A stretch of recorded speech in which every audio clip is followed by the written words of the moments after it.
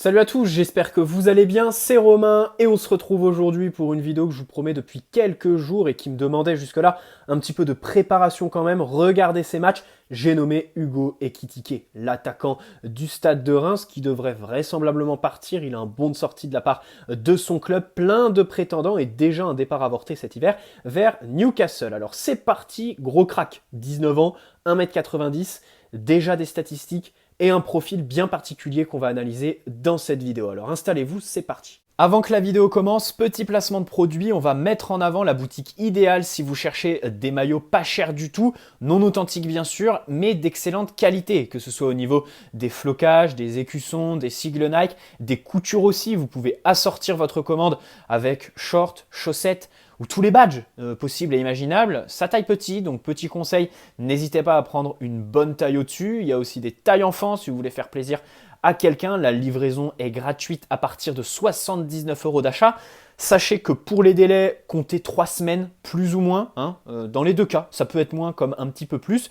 Et le petit code promo qui est dans la description, tout comme le lien vers la boutique. Il y a le PSG, bien sûr, d'autres clubs et des survêtements aussi. Voilà, merci à eux, c'est eux qui régalent. Allez, on va commencer avec les informations et un fait que j'énonce très souvent dans mes vidéos, il a beaucoup de prétendants. Et même si beaucoup de clubs sur un même dossier, ça veut souvent dire jeu de surenchère regrettable, pour moi ça reste quand même une bonne nouvelle. Quand tu as 19 ans et beaucoup de cellules de recrutement qui te veulent et t'ont identifié, ça parle pour toi. Ça veut dire que tu as un talent certain et que derrière, il y a un bon coup à faire. Bref, surtout que là, c'est pas n'importe quel club.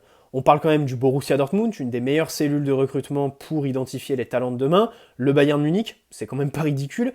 Les deux Milan, alors la situation financière de l'Inter Milan, elle est assez floue.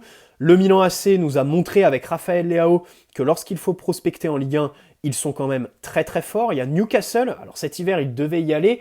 Problème, il y avait un accord financier avec son club Reims. Le joueur ne voulait pas y aller et Reims, outre l'accord financier, voulait qu'il reste jusqu'à la fin de la saison sous forme de prêt, ce que Newcastle n'a pas voulu. Du coup, ça s'est pas fait, transfert avorté. Et bien sûr, sur la liste s'est ajouté le PSG, c'est Santi Aouna qui l'a annoncé en premier. Il a ajouté que le club prépare 45 millions d'euros en matière financière pour son club. C'est Luis Campos et ses réseaux qui ont initié la piste. Ça a été confirmé par Loïc Tanzi, RMC Sport et tout ça. Pas l'offre, mais l'intérêt du club. Et ils ajoutent que c'est un dossier qui pourrait se décanter dans les tout prochains jours. Pourquoi ? Parce que le Stade de Reims sait très bien que même s'il y a beaucoup de prétendants, il y a des facteurs autour du joueur qui font que 30, 40 millions d'euros, s'il y a un plafond de verre. Ils ne pourront pas aller au-dessus, ils ne pourront pas faire plus, et c'est déjà énorme pour un club du milieu de tableau de Ligue 1. Et pour un joueur qui, depuis son transfert avorté vers Newcastle, n'a pas beaucoup joué, la faute à des blessures assez inquiétantes sur lesquelles on reviendra. Son profil, évidemment, c'est un attaquant. Il est capable de dézonner un petit peu en tant qu'ailier pour revenir vers l'intérieur. Il a marqué des buts dans ce registre, mais avant tout, c'est un attaquant de surface avec pour première qualité ses déplacements.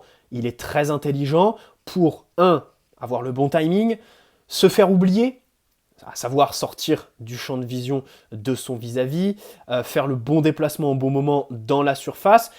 Hors de la surface, dans les décrochages, on y reviendra, il n'est pas forcément à l'aise, mais sur de grandes distances, quand il y a de l'espace entre les lignes, il est très bon. C'est quelqu'un qui a une vraie intelligence de jeu situationnelle et de positionnement, donc ça c'est un très bon point pour le PSG. Vous l'avez remarqué, c'est un profil qu'on n'a pas. Qu'on vantait à l'arrivée de Mauro Icardi.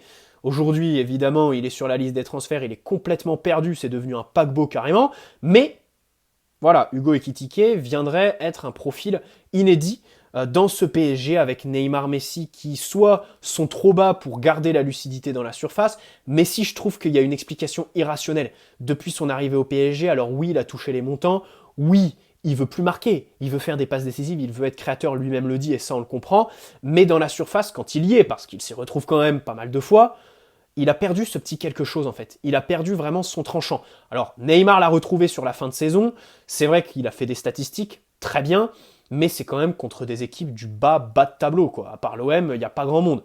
Voilà. Et bien sûr, bon, Kylian Mbappé, c'est la seule exception. On est très content qu'il prolonge. C'est évidemment un tournant pour le chantier cet été en attaque. Il est capable de marquer de n'importe où, tout simplement. Justement, la prolongation de Kylian Mbappé fait qu'au PSG, on s'enlève un poids en attaque. C'était vraiment le bordel jusque-là. On y voit plus clair. Di Maria part, Mbappé reste, Messi et Neymar, même si pour le deuxième, le Qatar est prêt à écouter les offres, devraient rester. Mauro Icardi, évidemment, est sur la liste des transferts et s'il reste, on veut plus le voir. Quid d'Arnaud Calimundo? Voilà, Pablo Sarabia aussi, Draxler, mais dans tous les cas, pour moi, la priorité au poste d'attaquant, il y en a deux. Un ailier, vif de préférence, pour évidemment remplacer André Di Maria. Du coup, au-delà du profil, il faut quand même recruter de la classe mondiale. Un joueur, peut-être pas du niveau d'André Di Maria quand il arrive, parce que certes, il sort d'une saison cataclysmique à Manchester, mais il remporte la Ligue des Champions avec le Real Madrid avant, et c'était à ce moment-là, il a eu des périodes où tout simplement il faisait partie des meilleurs joueurs de la planète, et ça a continué au PSG par moment. Alors oui, c'était par intermittence, mais dans tous les cas, il l'a été à plusieurs reprises. Donc évidemment, il faut recruter du très très lourd, et puis un vrai numéro 9. Là, c'est une dimension tactique immense, et c'est un des dossiers en fait qui est intemporel, quel que soit l'entraîneur. Voilà, il y a des dossiers où tu dis, bah ouais, mais il faut attendre l'entraîneur, qu'est-ce qu'il en pense, quel profil il veut, quel système il veut instaurer au PSG, mais là, pour le numéro 9 qui est capable de marquer et faire des statistiques, peu importe l'entraîneur, il en faut un. Hugo Ekitike en fait partie, ça fait plaisir. Donc comme je disais, déplacement, bien sûr, la finition, toujours en première intention. Voilà, c'est quelqu'un qui finit en une touche très souvent, dans la surface ou alors aux abords de la surface, pour vous montrer un petit peu son côté renard. Il est aussi capable d'attendre le bon moment, ballon au pied, pour pouvoir avoir l'angle de tir et marquer tout simplement, donc garder le ballon dans les petits espaces dans la surface. Il sait le faire. C'est un joueur, quand il a le ballon dans les pieds, pour qu'il le garde et pour qu'il soit efficace dans les petits espaces, il vaut mieux qu'il ait face à lui et comme objectif le but, plutôt qu'un coéquipier. C'est-à-dire que dans la surface, il est capable de tout, techniquement, en termes de conservation, de déplacement, de finition. Mais alors, hors de la surface, quand il est dans des petits espaces, c'est un petit peu plus difficile. Voilà un petit peu pour dépeindre son profil. Il a 19 ans, il fait 1m90. Évidemment, il est très très grand. Dans les airs, ça aide, mais il fait que 74 kg, je crois. Du coup, ça lui donne une silhouette assez mince. Bien sûr, il faut qu'il travaille son côté athlétique, même si c'est pas un défaut. Il est très bon dans la conservation de balles par la tonicité de ses appuis, l'utilisation du haut de son corps, dans les 1 contre 1, épaule contre épaule. Bah déjà, il connaît la Ligue 1, qui est un championnat assez rugueux, que vous le vouliez ou non. Donc il faut un certain profil pour s'y adapter. Il a l'expérience dans notre championnat, donc ça, c'est déjà quelque chose de bon. Dans une équipe qui se crée beaucoup moins d'occasions que nous. Donc évidemment, là, tu le mets au PSG, tu te dis qu'il aura beaucoup plus d'occasions de marquer. En plus, il a un taux de convertibilité des tirs qui est vraiment très très bon. Il est très très efficace, voilà. Et ça, c'est très bien. Pied droit, hein, plus que le pied gauche. Mais dans tous les cas, c'est un attaquant qui a un petit peu tout dans la tête. C'est très bien, évidemment, quand tu as 19 ans. Le ballon, qu'est-ce qu'il en fait quand il l'a dans les pieds? Il est capable de le manier plus en mouvement que sur des phases arrêtées. C'est-à-dire que c'est quelqu'un qui aime être lancé et quand il vient en pivot et qu'on lui donne le ballon tout simplement, il sera capable de le contrôler. C'est vraiment quelque chose qu'il maîtrise très très bien, le contrôle. Une mauvaise passe, il pourra la bonifier et fluidifier du coup le circuit de balle. Pas de problème, par n'importe quel geste, passe en hauteur, à ras de terre, très bon sur les contrôles. Mais derrière, c'est vrai qu'il est assez limité pour se retourner, pour orienter, et en général, ça finit sur une passe en retrait, tout simplement. Alors, c'est pas non plus quelque chose qui va être un gros boulet pour son équipe, et puis c'est surtout qu'il a une marge de progression un petit peu partout, en fait, Ekitike. C'est pour ça, je pense, que Luis Campos s'y intéresse. Joueur avec une grosse marge de progression, une fois que tu l'as identifié, une fois qu'il s'entraîne tous les jours aux côtés d'un Kylian Mbappé, d'un Sergio Ramos en tant que vis-à-vis, et Donnarumma et Navas dans les cages, là, c'est sûr qu'il va progresser à vitesse grand V, avec un petit peu de temps de jeu en Ligue 1 et des apparitions sur la scène européenne pour engranger de l'expérience. Nickel, tout simplement. Il est capable de faire des différences sur de grandes distances plutôt que dans les petits espaces, comme je le disais tout à l'heure. Voilà, c'est quelqu'un qui a besoin de boulevards, d'intervalles, par exemple, et surtout d'être en pleine course pour recevoir le ballon et surtout en faire quelque chose, tout simplement, pour que ce soit bonifié pour son équipe. En termes d'utilisation de l'espace, c'est quelqu'un, faut qu'il reste devant. Faut qu'il reste devant. Comme je le disais, c'est difficile. Enfin, il y a du pour et du contre en fait. Si tu l'imagines au PSG, Techniquement, il a des qualités évidemment, mais c'est pas non plus le high level. Après, il peut encore progresser. Tu te dis, pour jouer avec Neymar et Lionel Messi, bah c'est un petit peu difficile parce qu'ils ont un petit peu besoin d'un point de fixation que lui est difficilement envisageable. Mais de l'autre côté, tu te dis, au PSG, on a tellement d'attaquants qui dézonent. Neymar, Messi, maintenant Mbappé qui participe quand même beaucoup aux phases de construction. Tu te dis, c'est bon. Il faut un neuf qui fixe la défense et qui reste sur la ligne défensive, capable évidemment de la maintenir et d'être un poison pour les défenseurs. Parce que rester devant, c'est bien beau, mais derrière, il faut les qualités sensorielles pour faire le bon déplacement au bon moment et surtout se faire oublier des défenseurs. Hugo Ekitike, là, tout simplement. Donc c'est un attaquant de surface, bien sûr. Il a une grosse marge de progression et la plus grosse nuance que je poserais sur lui. Encore une fois, tous les défauts que tu dis sur un joueur de 19 ans, pour moi, c'en est pas. Pour moi, il faut le comprendre comme une marge de progression, et c'est ça qui fait que c'est vraiment un bon profil. Après, il y a le dilemme avec Arnaud Calimundo. Personnellement, je mets Ekitike au-dessus, même si j'aime beaucoup Calimundo. J'ai hâte de voir ce que va faire Luis Campos avec lui. Est-ce qu'il va être renvoyé en prêt encore une fois, ou est-ce que Lens va décider de le recruter? Est-ce qu'un club va se positionner? Parce que, encore une fois, les jeunes, tu peux tout dire. Par exemple, le dossier Édouard Michu. Il veut partir. Xavi Simons va prolonger, c'est une excellente nouvelle. Mais lui, par contre, Michu, il veut une porte de sortie, ça a encore été confirmé ces derniers jours. Tu te dis, c'est regrettable, parce que c'est quelqu'un qui a fait de bonnes entrées, qui a l'air bon, c'est un mauvais message envoyé au centre de formation. Mais de l'autre côté, tu fais 8-10 millions sur lui. C'est quand même un transfert relativement bien payé pour quelqu'un qui a eu relativement peu de temps de jeu. Par exemple, pour Michu, il y a le FC Séville qui s'y intéresse. Et de l'autre côté, pour lui, ne soyons pas hypocrites, partir dans un club qui va lui donner du temps de jeu, où il y aura moins de pression, dans des matchs avec un petit peu moins d'intensité peut-être, c'est parfait. Et on lui souhaite tout simplement d'exploser. Et s'il explose là-bas, on n'aura pas de regrets. Dans la mesure où on sait très bien, aujourd'hui, un Moussa Diaby, un Christopher Nkunku, n'aurait jamais atteint le niveau qu'ils ont en Bundesliga et dans leurs clubs respectifs, en étant restés au PSG tout simplement. Donc oui, faire quelques millions sur le centre de formation, faut pas non plus que ça devienne un sujet tabou. Bref, dans tous les cas, Ekitike, 45 millions, ça me paraît quand même très élevé. Pour moi, il faut aller à 25-30, pas plus. En plus, c'est Reims.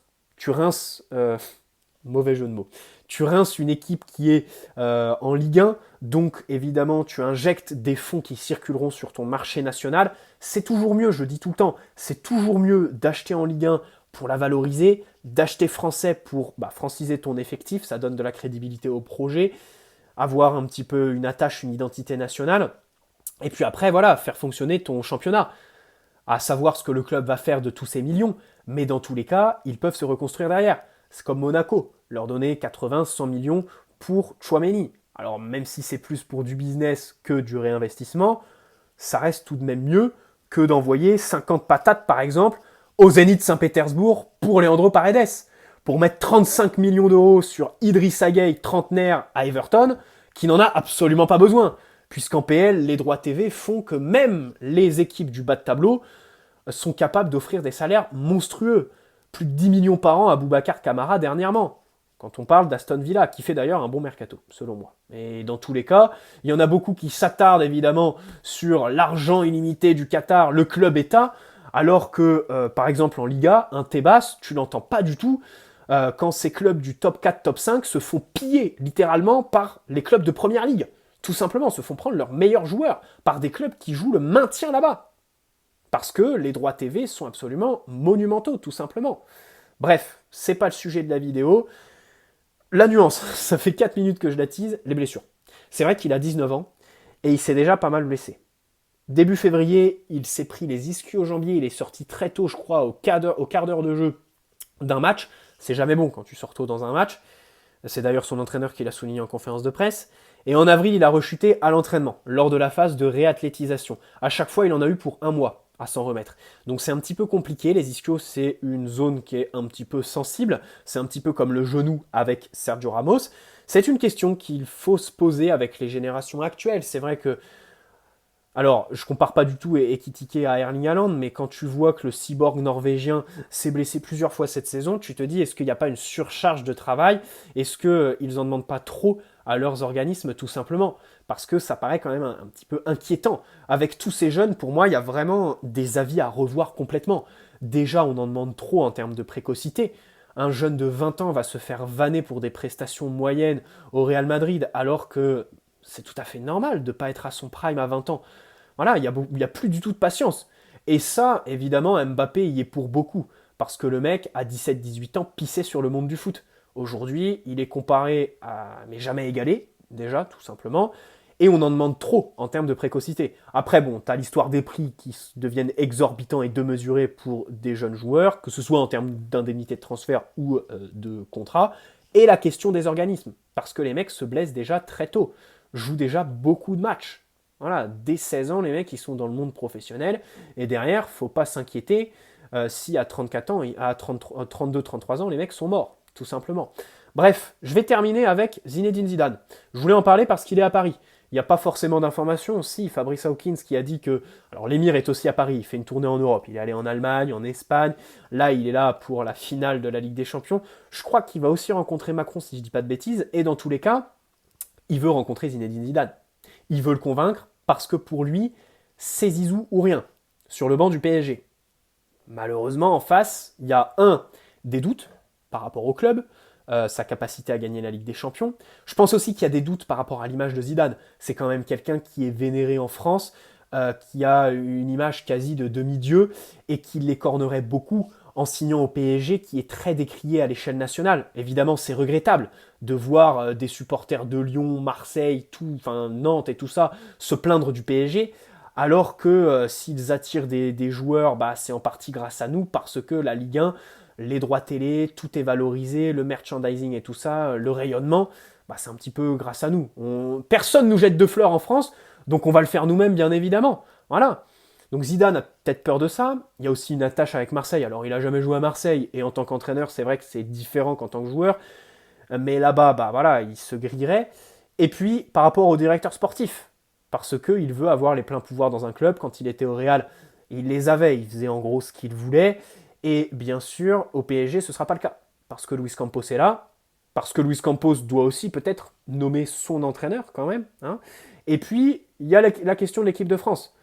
Parce qu'il veut la reprendre, il attend la Coupe du Monde 2023, mais là, j'ai quand même envie de dire, moi, objectivement, Zidane ne viendra pas pour moi cet été. Il attend l'équipe de France, tant mieux pour lui. Il a des incertitudes sur le PSG, on peut les comprendre, bien évidemment. Donc pour moi, il va attendre, et s'il y a une ouverture, ce sera en janvier 2023, si l'équipe de France fait un gros parcours et que Didier Deschamps est prolongé. Et que là, Zidane se dit, bon, le chômage, ça suffit 2 secondes, faut quand même que je prenne un petit peu d'expérience, et un banc accessoirement. Là, il y aura une ouverture. Mais subjectivement, je me dis, Noël Le Graët, que je vais citer, a fait des déclarations quand même lourdes de sens. Hein. Zidane va peut-être prendre le PSG, et un petit peu plus tôt dans l'année, il a dit « Ce sera bien pour le PSG, Zidane sera sélectionneur un jour, mais quand, je ne sais pas. » C'est quand même quelque chose qui n'est pas anodin.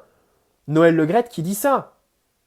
En parallèle, il a dit avec Deschamps, on s'est mis d'accord, il n'y aura pas de prolongation avant la Coupe du Monde, mais quand tu vois le groupe actuel, avec possiblement les 2 meilleurs joueurs du monde en attaque, en la personne de Benzema et Kylian Mbappé, le milieu de terrain, Chouameni, peut-être un Paul Pogba par exemple, qui va bien revenir avec son transfert cet été, une nouvelle ère et tout ça, peut-être qu'il va avoir une bonne dynamique en novembre au Qatar, on l'espère aussi pour N'Golo Kanté, Griezmann aussi, Nkunku par exemple, qui pourrait apporter du 109, un Ousmane Dembélé, Kingsley Coman, en défense. Il y a un gros chantier en défense. Il y a des choix très forts à faire, avec par exemple un Jules Koundé.